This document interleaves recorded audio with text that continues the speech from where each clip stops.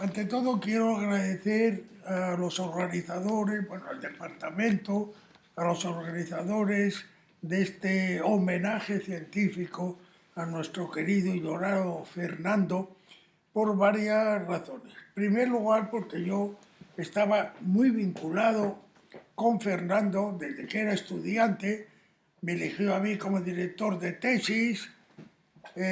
Yo fui el que le propuse que fuera Aix-en-Provence como centro francés había gente que había trabajado en el norte de África, estuvo allí un año, se portaron muy bien con él los franceses, permitiéndole el acceso a excavaciones, a diarios de excavaciones de cosas fenicias de Marruecos de hacía 20 o 25 años que no se habían publicado.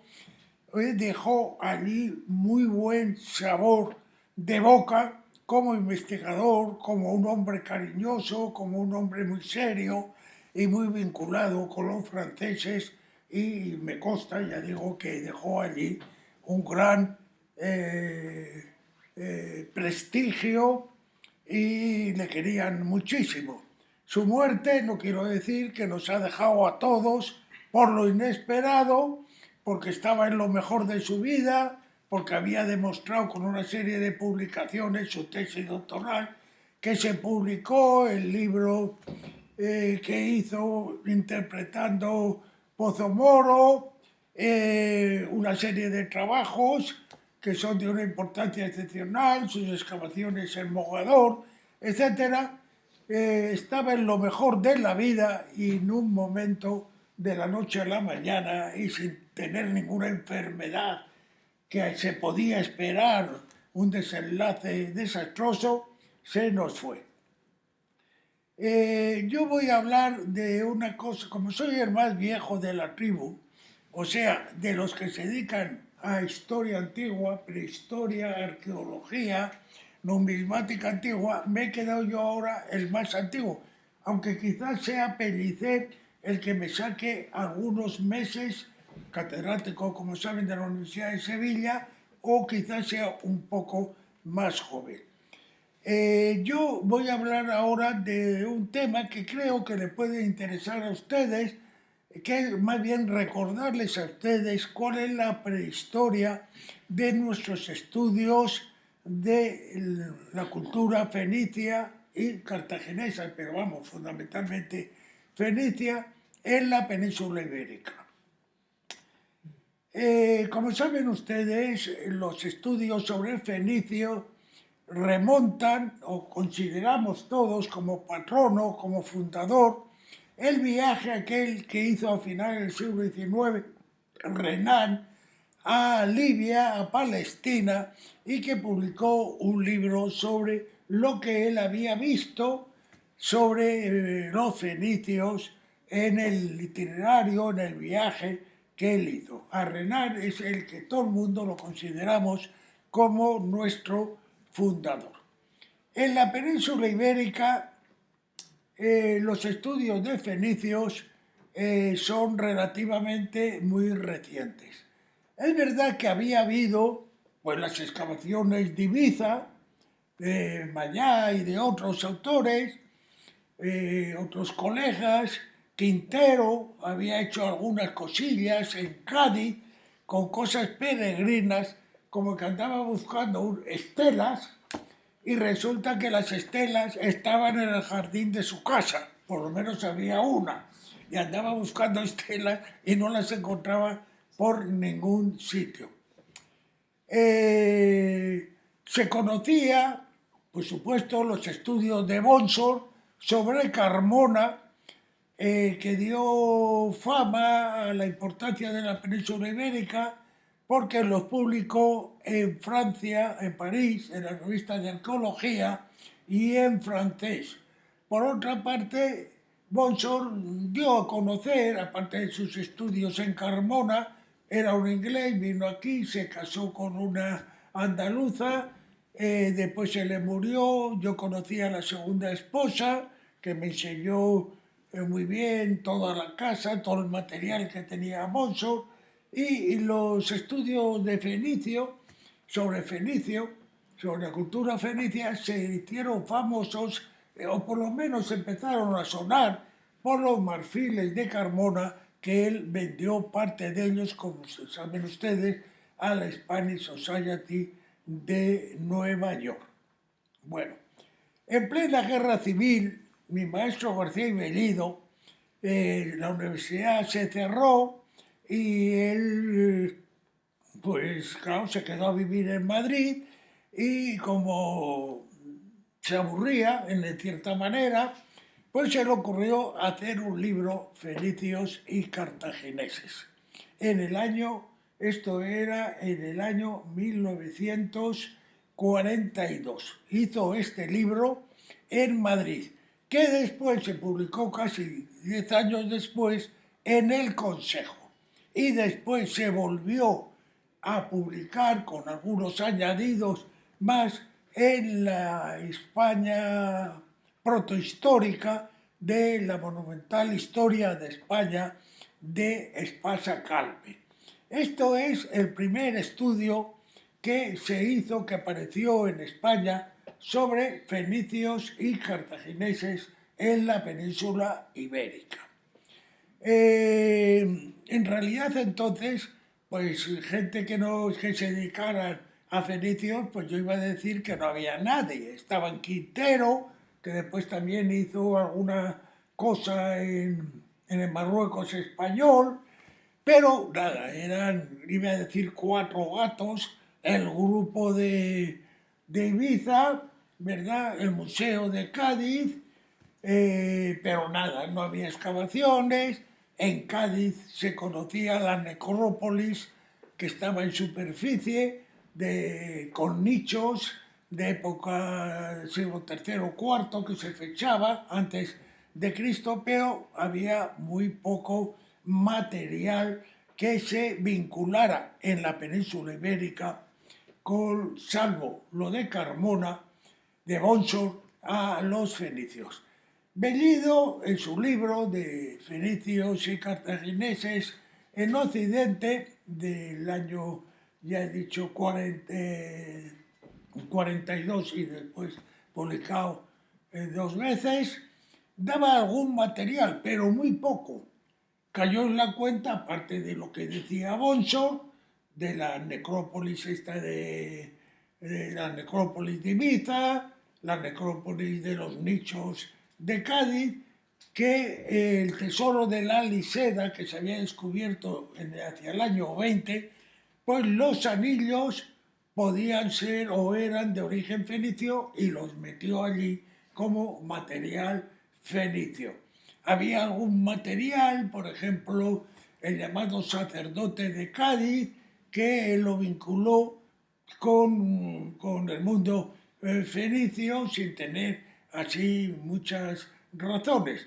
Después en Cádiz sí había en el museo una serie de anillos de nariz o de oídos que se creían, como Cádiz, se creía que todo lo que había aparecido allí más antiguo, había aparecido un anillo muy famoso que estaba en Berlín, que tenía, se creía, la inscripción fenicia más antigua de Occidente, que desapareció con la Guerra Mundial. O sea que si ven ustedes el libro de Bellido, de material etrusco fenicio da muy poco, salvo una serie de terracotas aparecidas en Ibiza, que por haber aparecido en Ibiza y no ser romanas, pues tenían que ser fenicias.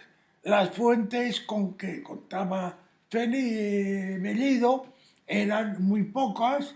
Empezábamos, claro, casi era Estrabón, con esos 3 viajes de tanteo de los fenicios de Tiro al occidente, hasta que recalaron en Cádiz algunas fuentes bíblicas que se creían los viajes de Irán y de Salomón al occidente.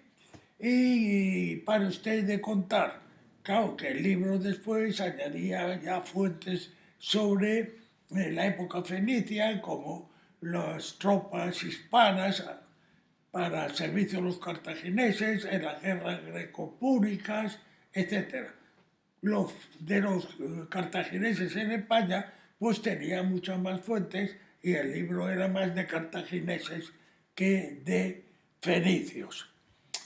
Antes de empezar, esto es el punto de partida para el estudio de los fenicios en la península ibérica. Antes de entrar quería decir una cosa.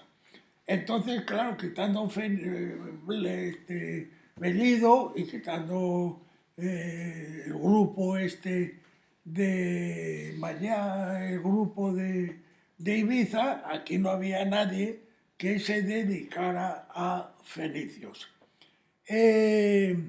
Antes de seguir adelante, quiero decir que, claro, hoy día tenemos grupos muy importantes de causa fenicia, pues en Huelva, en Cádiz, en Sevilla, en Málaga, en Almería, algunos Cartagena, después tenemos aparte el grupo de Ibiza de una importancia excepcional, tenemos la UET y algunos discípulos suyos en Barcelona. Pero vean ustedes que cuando yo vine aquí de fenicios, por así decir, salvo lo que había publicado Bellido, que entonces no se dedicaba a fenicios, pues era un Sáhara total.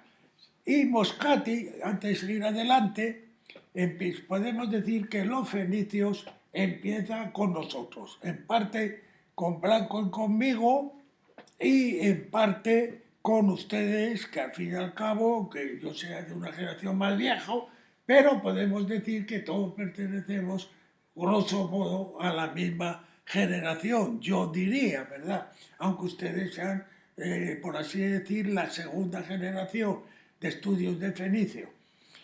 Moscati, antes de morir, que nos quería muchísimo, que fue el introductor de los estudios fenicios, el creador en Italia, siendo director de la Academia del Lincei, yo le iba a visitar, que iba a Roma con mucha frecuencia, pues me dijo que él estaba muy orgulloso porque había puesto de moda los estudios fenicios en Italia, que habían creado la revista Studi Fenici, que habían logrado una altura, pero que ahora los grupos españoles estaban por encima de los italianos y que él ya le decía a los suyos que no se podía trabajar sobre cosas fenicias en Italia, Sicilia, Cerdeña, el sur de Italia, sin tener presente lo que los colegas españoles decían porque él reconocía que les habíamos superado.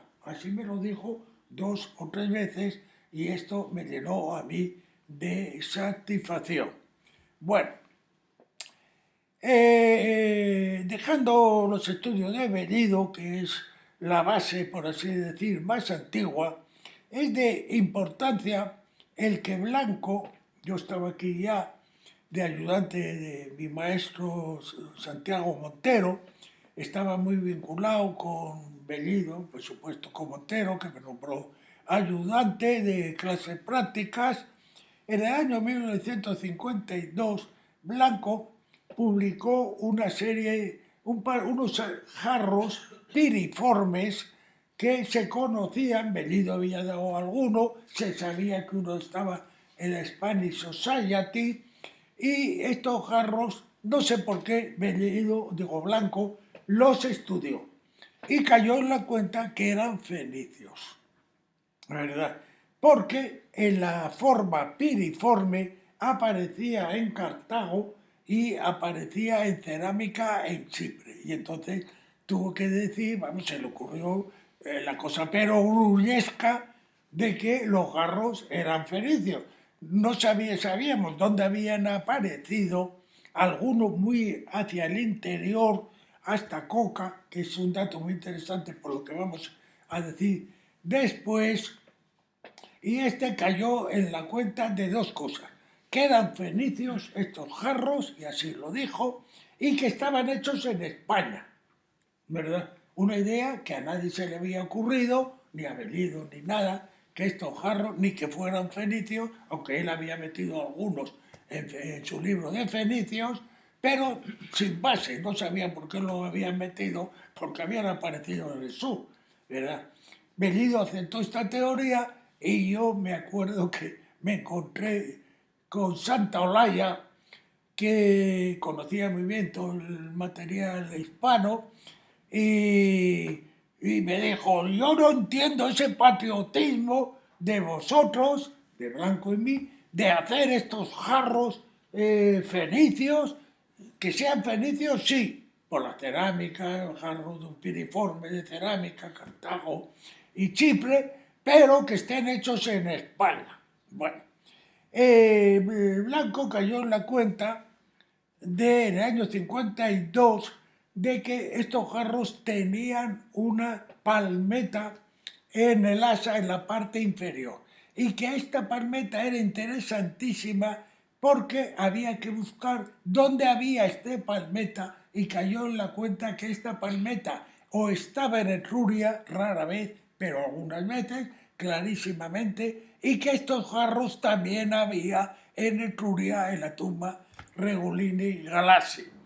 Y había unas palmetas que él creía que era exactamente igual que las de Etruria, pero otras le llevaban al mundo fenicio, o bien de Cartago, o bien de Chipre. Este trabajo, ya digo, lo considero fundamental porque fue el primero que dijo que había un material, los jarros piriformes, que eran fenicios y que se habían hecho en la península en España, en el sur, sin poder concretar dónde se habían hecho. Bellido, es curioso que en esto era muy generoso y aceptó las teorías. Yo acepté la de Blanco enseguida, porque yo veía a Blanco cómo trabajaba. Yo estaba muy vinculado a Blanco y lo importante de Blanco era verle no el artículo ya publicado, sino cómo él iba trabajando. Es decir, Blanco, yo se lo decía, es como esas vacas que tienen los veterinarios, que las abren los intestinos, las ponen en un plástico y entonces ve uno cómo trabaja el intestino. Y yo veía a Blanco cómo trabajaba, cómo manejaba la biografía, qué problemas tenía y cómo llegaba a esas conclusiones que llegaban, que entonces era una cosa revolucionaria. Aquí hay un material fenicio que nos lleva a Cartago, que también lo hay en Etruria, y a Chipre, y está hecho en la península ibérica. Bueno, en el año Bellido, en Archivo Español de Arqueología, donde había aparecido un trabajo de Blanco de año 52, en el año 60 publicó un catálogo de los vasos que se conocían, pero no estaban catalogados. Había vasos en Mérida, en Huelva, apareció el de Valdegamas y otros. Hizo un catálogo ya dándolos por fenicios y fabricados en la península ibérica, sin decir, porque Blanco no lo dijo, a qué taller o cuál era de donde podía proceder. En el año 56, Blanco publicó, él entró, que Blanco era de formación clásica, por Bellido, que era arqueólogo de arqueología clásica, pero había estado en Alemania con la beca Humboldt y se había estado con Langlos, que era un especialista en el mundo griego, y en el mundo, fundamentalmente en el mundo griego, pero que trabajaba en el mundo clásico. Bueno, se le ocurrió, cayó en la cuenta que una serie de cerámicas que había por ahí publicadas pertenecían a modelos fenicios, ¿verdad? Pero no sabía, no dijo nada, no se le ocurrió que fueran cerámicas fenicias, sino que tenía unas bandas que había cerámicas fenicias fuera de España que tenían estas bandas. Y entonces lo llamó Orientalia 1, después publicó el Orientalia 2 en el 60, y lo que Blanco, lo único que dijo es que la decoración, las formas del vaso y la decoración eran de tipo fenicio. No se le ocurrió a decir que esto los daba estas cerámicas por indígenas, pero no se le ocurrió lo que, por ejemplo, Alvar dice ahora, que todas estas cerámicas de Orientalia 1 son fenicias. Blanco creía que eran indígenas, pero de impacto fenicio en la decoración, lo cual significaba un paso, que es que la pintura vascular la habían traído los fenicios y que las formas de estos vasos que él reproducía eran formas fenicias. Pero también Blanco dio otro paso en este Orientalia 1, y es que estudió también las joyas de la Liseda. Como sabemos todo, la Liseda es una tumba que apareció por ahí un poco antes del año 20, que se había publicado, y en esa había un pectoral, había un cinturón con granulado, vean ustedes un dato interesante, y con una serie de temas, en el cinturón un hombre luchando contra un león de pies, había unas palmetas que él llamó de cuenco, y después había una serie de anillos y había una serie de amuletos para el pecho. Bueno, Blanco, estos amuletos y los anillos los había metido ya Bellido en el libro suyo como cosa fenicia, pero sin dar paralelos y sin decir por qué los había metido, ¿verdad? Pero Bellido ya cayó en la cuenta que todos estos amuletos y los anillos podían, de la Liseda, podían ser fenicios, pero no lo demostró ni dijo ni pío sobre ellos. Blanco buscó los paralelos, claro, los amuletos, inmediatamente cayó en la cuenta que era un tipo de amuleto que era muy frecuente en todo el mundo púnico, tanto de Italia, de Cerdeña, de Chipre, de Fenicia, que estaba representado en esculturas de Chipre y que había muchos, íbamos a decir, cientos de amuletos. Los dio como fenicios y típicamente, claro, esto era de una importancia excepcional, porque en una tumba que se suponía que era de una mujer indígena, aparecía en una zona tan interna como era el norte de Cáceres, donde estaba la Liseda, en Cáceres, había una señora enterrada con amuletos, con anillos típicamente fenicios, por los motivos decorativos que tenían, y después había unas arracadas que Blanco inmediatamente cayó en la cuenta por las palmetas, los halcones o palomas, etcétera, que era cosa fenicia. O sea que este es un avance grande de Blanco en Orientalia de caer en la cuenta, bueno, fue el primer, cayó en la cuenta, como esto traían el granulado, pues cayó en la cuenta que este granulado tenía que ser de una aportación fenicia. Una cosa muy interesante que nadie lo había dicho ni lo había barruntado. Aunque él creía que el granulado de seda había influjo, bueno, que era muy chapucero. Era muy chapucero por una cosa, y eso le llevaba a que todas las joyas de la Liseda estaban fabricadas en España. Si él tenía una lupa de 500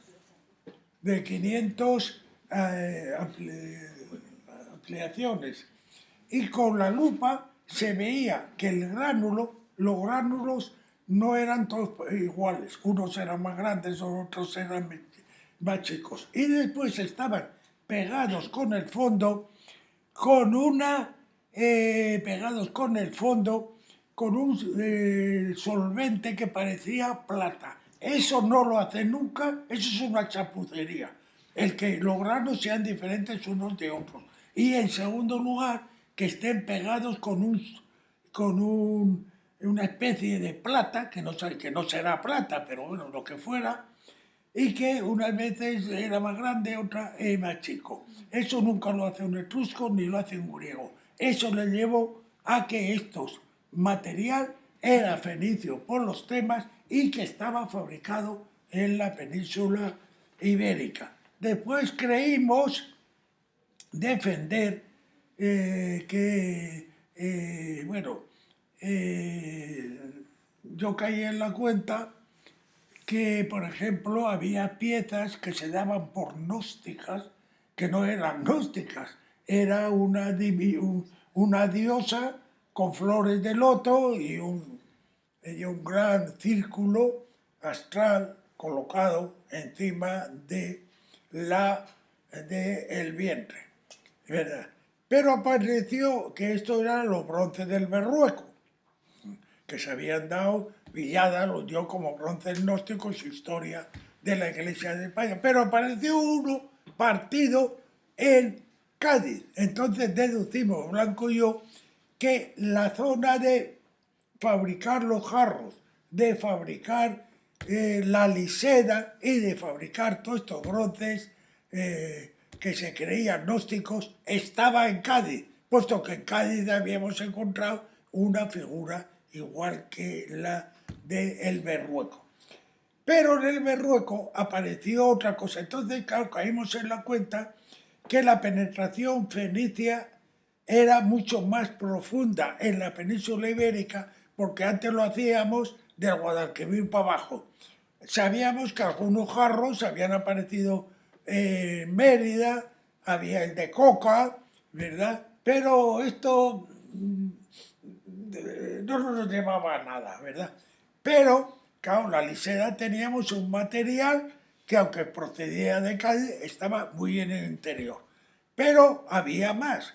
Las excavaciones de Navascués, que lo cogieron justamente cuando la guerra estalló, habían allí aparecido en Sancho Reja, eso está en Ávila, había aparecido un broche de cinturón que era una esfinge fenicia apoyada con las jarras en el árbol de la vida.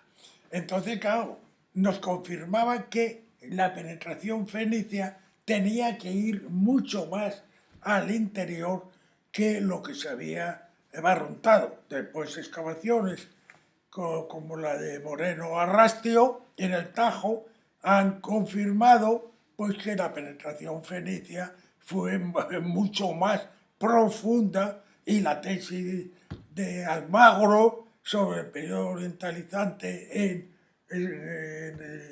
Extremadura, que claro, que casi íbamos a decir que de la mitad de Castilla para abajo era todo de origen fenicio. Bueno, en el año 60 se publica Orientalia II.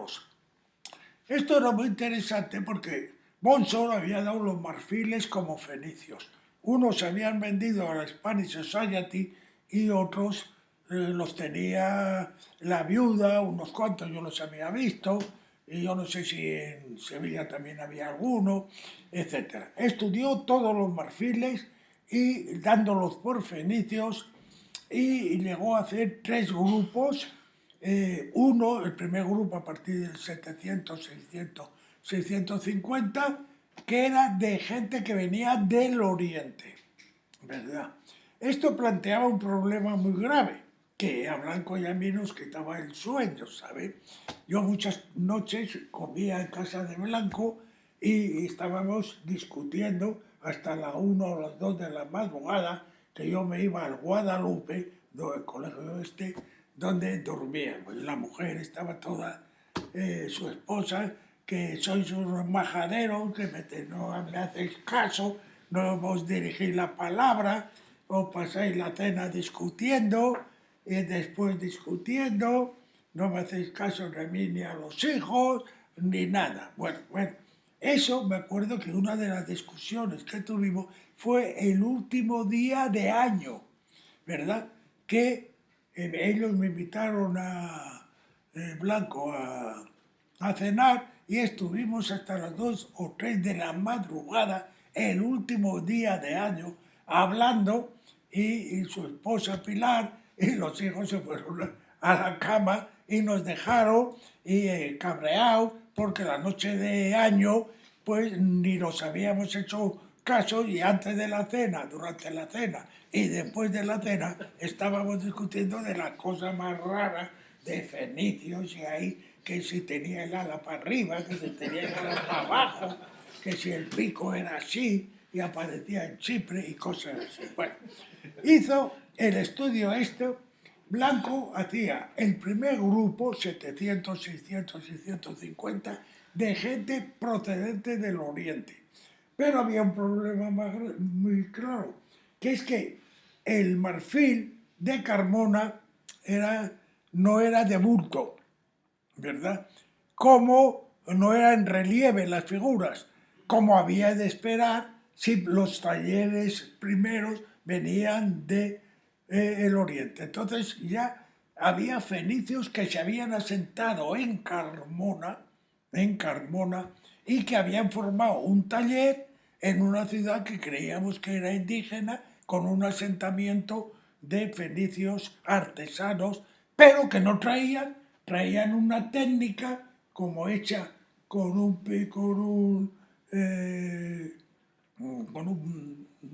metal, ¿verdad? Que estaba de moda en el Oriente, pues hacían 3 o 4 siglos antes.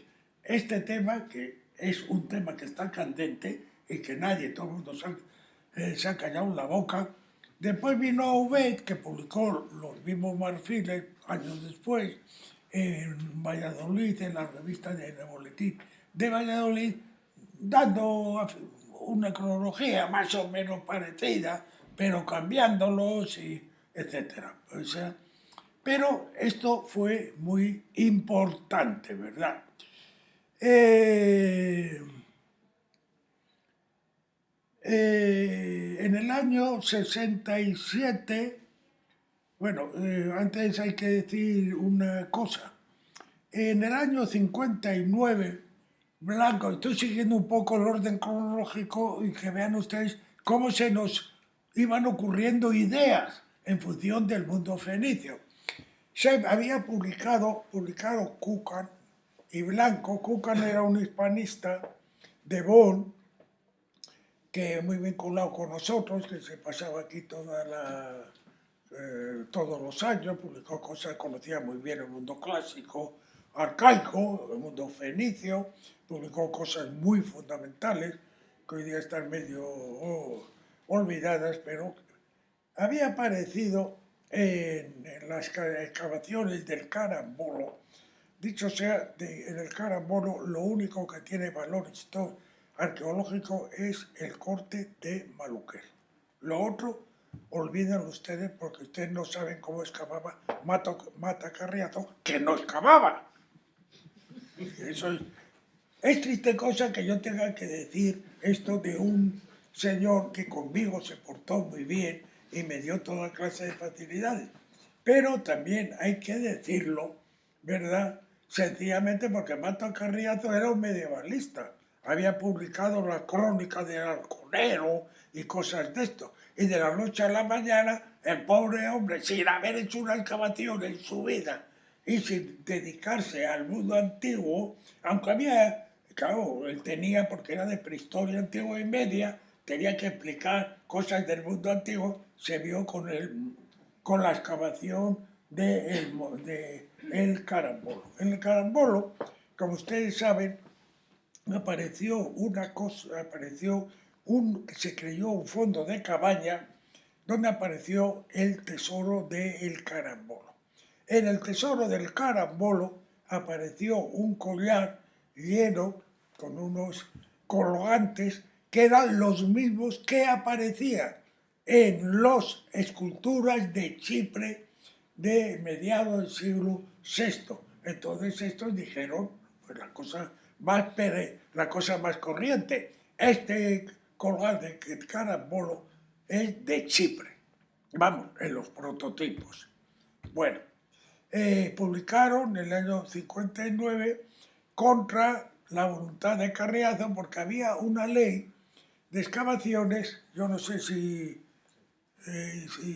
me he pasado ya o no.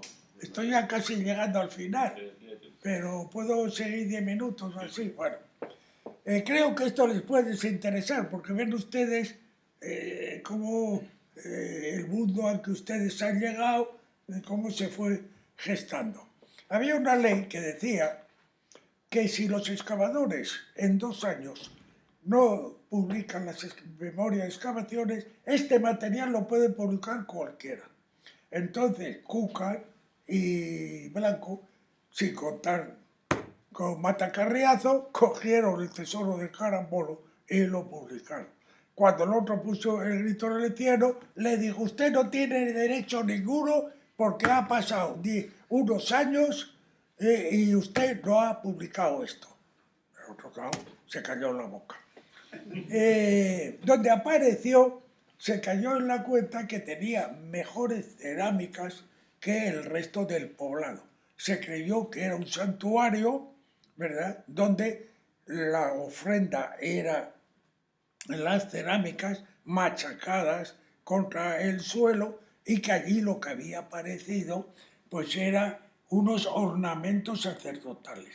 Había unas placas y entonces con las placas se hizo una corona con paralelos a este tipo en coronas de Norteamérica procedente de Fenicia y después placas de Chipre, donde en una tumba apareció también unas placas y se creyó que las placas de Blanco eran también de origen chipriota o de origen fenicio. Esto es interesante porque se daba importancia a Chipre. Esta idea la recogió Maluquet y que estaba más interesado en Tartesos que en los fenicios. Pero claro, el mundo de Tartesos y fenicios, Blanco y yo, y Bellido, que sería lo que nosotros decíamos, pues lo vinculábamos con fenicios y entonces yo hacía Tartesos el periodo orientalizante del sur de la península ibérica. Lo que creía era sencillamente que aquí, como en Israel, había un reino, puesto que las fuentes antiguas hablaban del reino de Tartesos, de Argantonio, vinculado con las minas, y había habido unos comerciantes que venían a por los metales y que estos señores, exactamente como en Israel había un periodo de un impacto fenicio sobre Israel fabuloso, pues aquí en Tartesos había un impacto de los comerciantes fenicios que traían las baratijas, que traían telas, que traían joyas, marfiles o lo que fuera, ¿verdad?, para llevarse la plata y posiblemente esclavos, porque los fenicios en Homero, nunca olviden ustedes que son los hombres típicos de los esclavos. Y en Heródoto lo mismo. Heródoto las historias empiezan con el rapto de las mujeres de Argos, ¿verdad?, de unos fenicios. Bueno, que después las vendían como esclavas porque descubrimos Blanco y yo, por pura chiripa, que en los arenes orientales había una demanda de esclavas de gente joven, mujeres jovencitas, impresionante. Porque, por ejemplo, los monarcas asirios cada 2 años prácticamente cambiaban todo el harén. O sea, iba un ministro y le regalaban 3 o 4 mujeres, iba un señor a verles y le regalaban 2 mujeres. Eso lo he visto yo en Marruecos hacer con el padre, con el abuelo del actual ministro, que iba uno allí, ¿verdad?, y le regalaban una mujer, y eso fue una cosa de una de las mujeres que regalaron. El padre de este fue la causa de aquel atentado que tuvo, porque la mujer prefería ser la concubina del rey a ser la esposa del primer ministro del ejército. Esta señora prefería esto y le enciscó a su marido para que hiciera aquel famoso atentado, viniendo el de París, que por poco le cuesta la vida, pero le costó la vida al que hizo el atentado. Bueno, empezamos a creer que aquí venían también a por mujeres. Maluquer, a lo que iba, cogió la idea de que aquí Chipre jugaba un papel importante y veía chipriotas por todos los sitios, ¿verdad? Bueno, para entonces yo me había puesto en contacto con Karageorgis como la gran autoridad de Chipre en fenicios, y este vino a España en fechas muy posteriores, conoció muy bien todo lo nuestro y lo primero que dijo: aquí no veo nada chipriota. Así lo dijo. Lo que vosotros llamáis chipriota son cosas que andan por todo el Mediterráneo. Bueno, esto por el año 59. Bueno, después, en el año 60, está Orientalia 2. En el año 62 hay una excavación por pura chiripa de Pellicer en Almuñécar, que se descubrieron 20 tumbas de pozo con unos vasos de alabastros con inscripciones egipcias. Esto fue también una idea revolucionaria, porque por vez primera, por así decir, nosotros cogíamos una necrópolis que indiscutiblemente tenía que ser fenicias, de fenicios que vienen del occidente y que vienen con unos vasos de alabastro que los había. Entonces estos vasos tenían que proceder de dos sitios, o de Egipto o de Fenicia, porque eran los sitios donde el alabastro se comerciaba. Y entonces, por vez primera, hacia el año 60, cuando se publica el Orientalia 2, Pellicer dice que hay una necrópolis con más de 20 tumbas, basuras que robaron y se vendieron los jarros a unos franceses y no sabemos dónde andan, pues una tumba de fenicios venidos de Fenicia y enterrados en Almuñécar.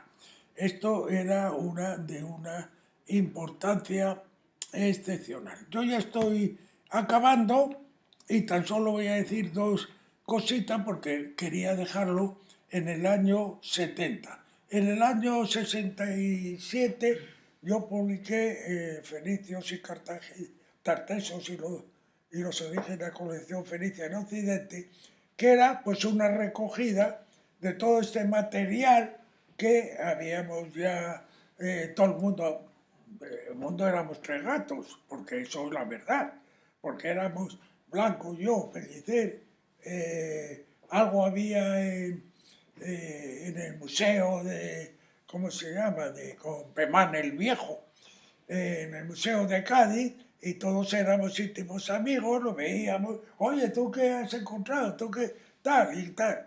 Y nos veíamos pues con mucha frecuencia y hablábamos, comíamos y nos pasábamos. Para nosotros no existía ningún problema, nada más que fenicios y tartesos. Y tartesos era el periodo orientalizante.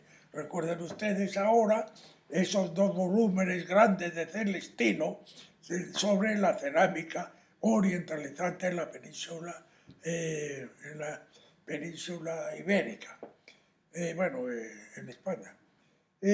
Bueno, yo hice recogiendo una serie de materiales que se daban de todo tipo, que se daban por fenicios y que a mí se me ocurrió. Tuve un éxito fabuloso.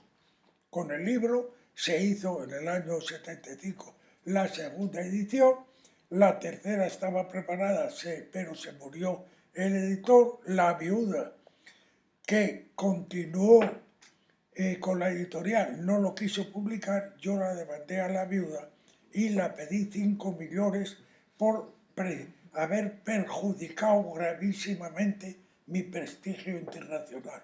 El juez me lo dio así. Y más, que tenía que pagarme como si se hubiera vendido toda la edición. Y yo me vi con cerca de 6 millones de la noche a la mañana por denunciar a la viuda, no a la viuda, a la hermana de la revista Cristiandad, que yo era muy amigo de la editorial Cristiandad, de este señor, del San Miguel y que tenía mucho empeño en publicarme el libro este de Tarteso, la tercera edición, que después yo tonto, no la publiqué y la podía haber publicado, pero ahora ya se me ha quedado totalmente atrasada y los que han venido tienen tal cantidad de ideas que yo ya soy un ñoño y un antediluviano que no puedo defender esto sino como historia de la ciencia.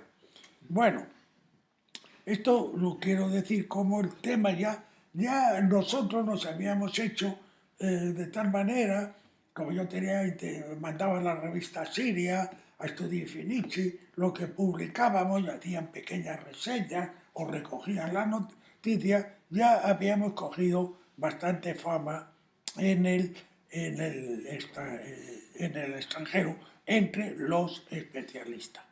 En el año 70, y con esto voy a acabar, eh, yo estaba muy vinculado con Huelva, de verdad.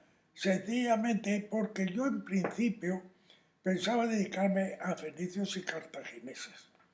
Y entonces yo dije, esto tiene que ser Huelva, porque tiene que ser estos señores, según las fuentes, vienen aquí a por plata y a por metales, tiene que estar fundamentalmente en un sitio donde haya metales. Las zonas de metales solo eran dos, vamos, entonces, por así decir, Almería, de la cual no se sabía absolutamente nada, hasta que me llamó Villapalos, que era de Almería, y me dijo, oye, ¿te comprometes a demostrar que Tartesos está en Almería? Yo le dije, totalmente, porque con las fuentes puede casar Almería o el Congo belga.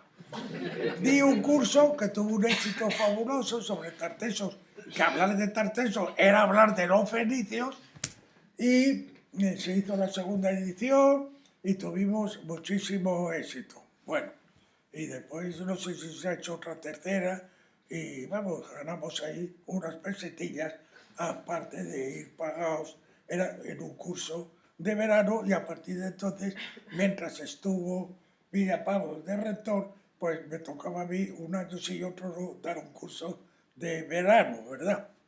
En el Escorial. Que eso tenían unos éxitos pavorosos porque se nos apuntaban 50 alumnos y nos daban 10 becas, digo, 20 becas que repartíamos nosotros y tal, o sea que no era la ñoñería que hay ahora y la ramplonería. En resumidas cuentas, yo quería ir a Huelva, me sentía, dijéramos, inclinado por Huelva, por las minas, tal.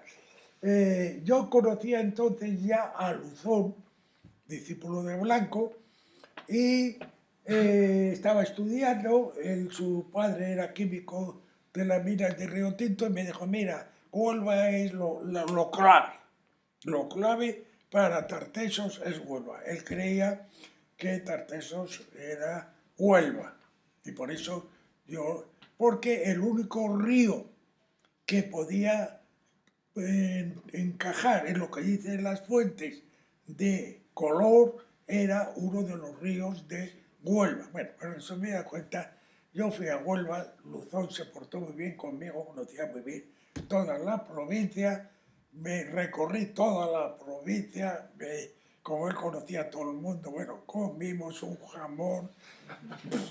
En mi vida he comido más jamón porque a él le invitaban todos los alcaldes, los secretarios le conocían mucho, su padre era muy conocido y era un hombre de un carácter muy bueno, le hacía favores a todo el mundo. Estaba en Río Tinto, de químico, pero muy conocido, casado con una de allí, vamos, creo que era de Huelva. Y entonces, pues, yo iba a ir a Huelva. Después, claro, pues conocí al fiscal jefe de Córdoba, que era de Linares, y me embarcó en Linares, pero yo siempre tuve, por así decir, esas cosas que dicen, que el primer amor nunca se pierde, ¿verdad? Aunque uno no se case con él, ¿verdad? Lo cual yo creo que es verdad, pero a mí siempre me ha quedado el asunto de Huelva. Siempre mi gran amor fue Huelva hice 3 campañas en Huelva. La primera, que fue lo que se publicó, Huelva 1, bueno, yo fui allí y entonces allí conocí a Klaus, que era el cónsul, el que hacía de cónsul de Alemania en Huelva.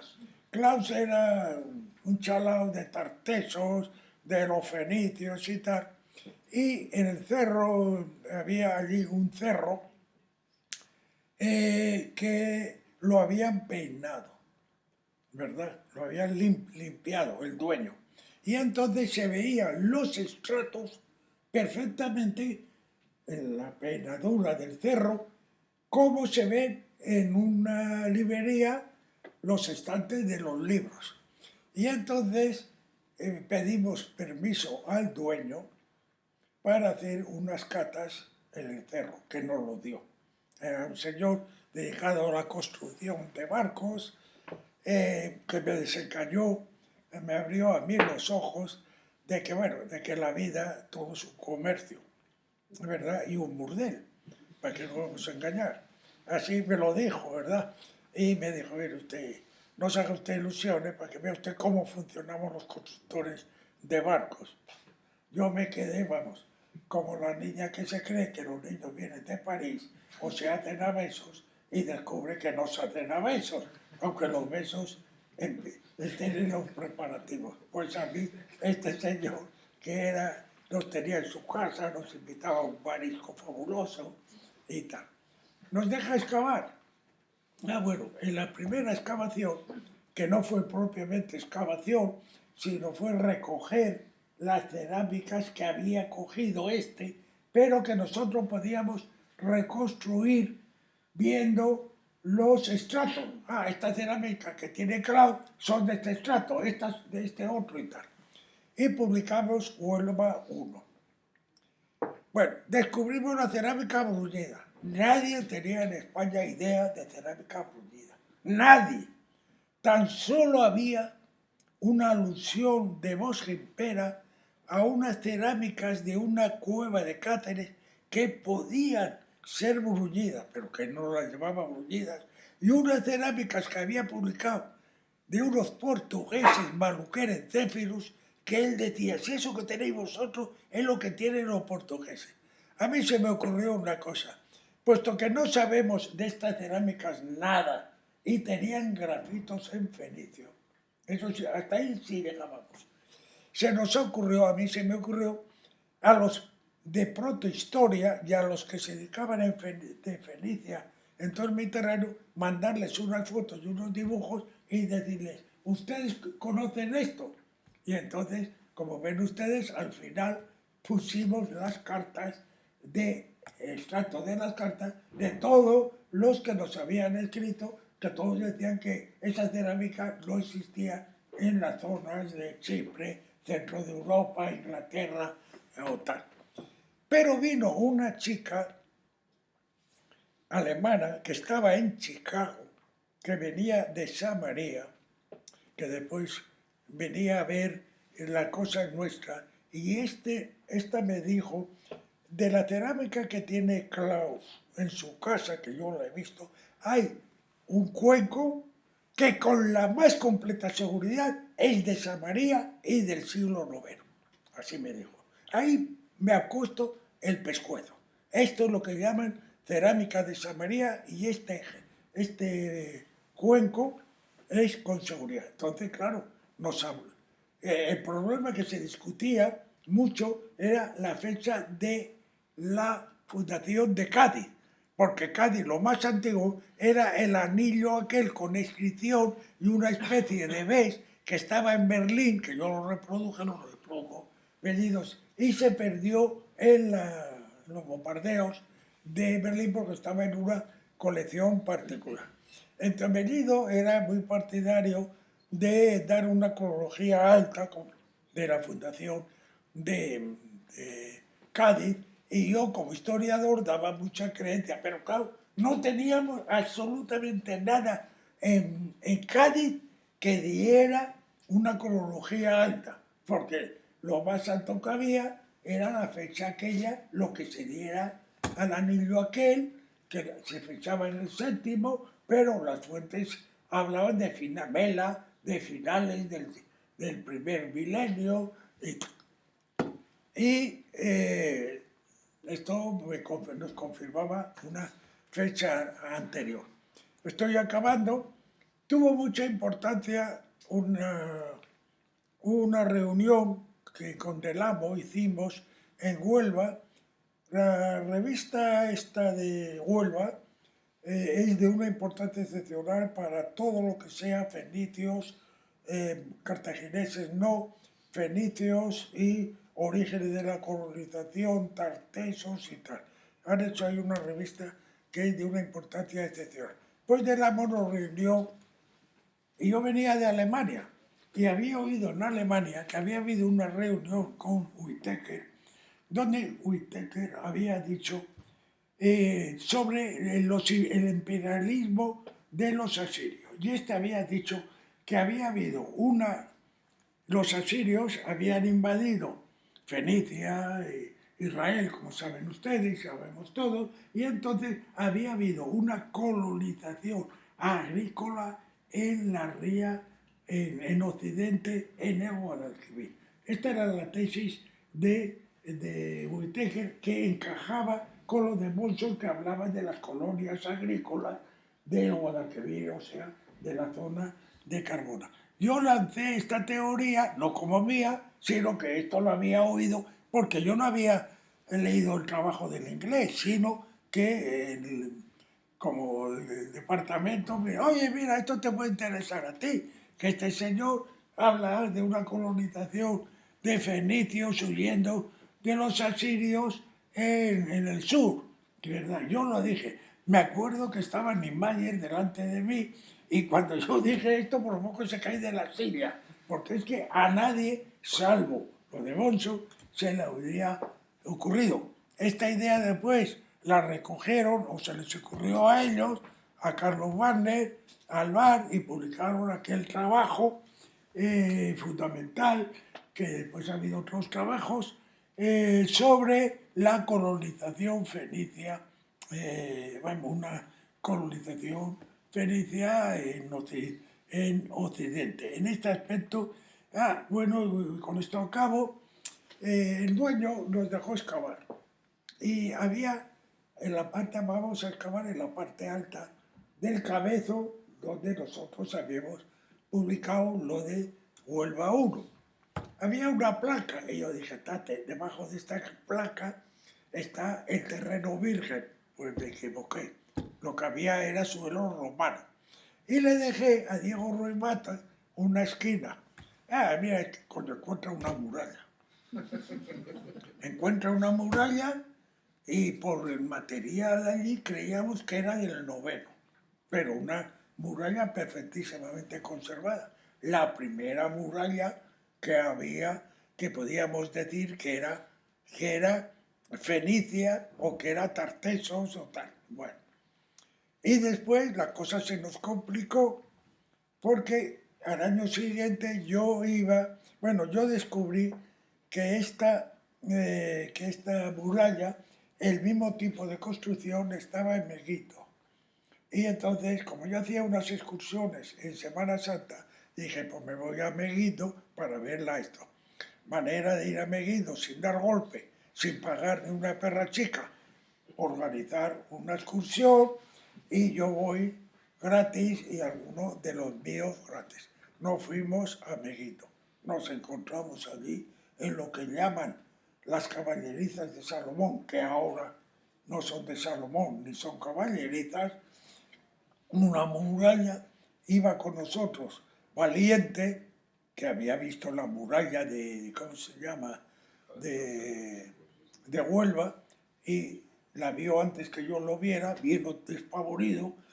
Aquí está la muralla de Huelva perfectamente. Esto es un plagio lo de Huelva de esta muralla. Es que pega el pie de la letra, el aparejo, el almohadillado, todo. Efectivamente pegaba. Como aquello era del siglo IX, la muralla de Huelva era del siglo IX. Después ya se ha afinado más y se ha cambiado la cronología, para que vean ustedes. Y con esto casi voy a acabar. Ahora ya pues se ha formado unos grandes equipos, que ya he citado, ¿verdad? Fundamentalmente en el sur, más el equipo que está aquí. Y yo le voy a decir una cosa, que estoy muy orgulloso, ¿verdad? Porque, como decía Bellido, dice, yo estoy muy orgulloso de que temas que yo traté al principio de mi vida profesional, han venido discípulos míos, o gente que no son discípulos, pero que están vinculados con los estudios míos y ya me han superado y yo ya no puedo trabajar estos temas sino hacer una síntesis sencillamente porque ustedes están muy por encima de mí. Así me pasa a mí, ¿verdad? Que yo ya me reconozco que ante estos grupos de Huelva, de Cádiz, de Sevilla, de Almería, de Málaga, yo ya no puedo trabajar porque está ahí el grupo de Madrid, pues claro, y resulta que Carlos Vannes, Luis y Fernando, pues me han superado a mí con ideas totalmente contrarias a la mía, ¿verdad? Pero la ciencia avanza porque los que vienen detrás saben algo más que los que vienen delante. Porque si ustedes me copian las teorías a mí, yo a Bellido y Bellido a Moncho, pues estábamos en Moncho. El mundo avanza sencillamente porque los que vienen detrás tienen teorías nuevas, con las mismas fuentes y con los mismos materiales arqueológicos, más otros materiales arqueológicos. Yo voy a decir una cosa que a ustedes no creo que les ofenda, pero Alhain, que era un gran historiador, tenía casi los 6 o 7 mejores discípulos de época de Hitler y post-Hitler, de historia antigua, eran suyos. Entonces él decía, yo soy el mejor y mis discípulos son los mejores del mundo. Eso a los franceses les cabreaba muchísimo, por el hecho de que estos señores son los mejores por el hecho de ser discípulos míos. Pues yo quiero decir una cosa y no que no les moleste a los que no son de Madrid. El grupo de Madrid es el mejor. Carlos Wagner, Luis y Fernando, y después de alguna manera también, pues Paco Díez Arrastro. Yo soy el mejor, ¿no es verdad? Y estos señores, como participan están pegados a mí, ¿verdad? Pues son los mejores de España en fenicios y cartagineses.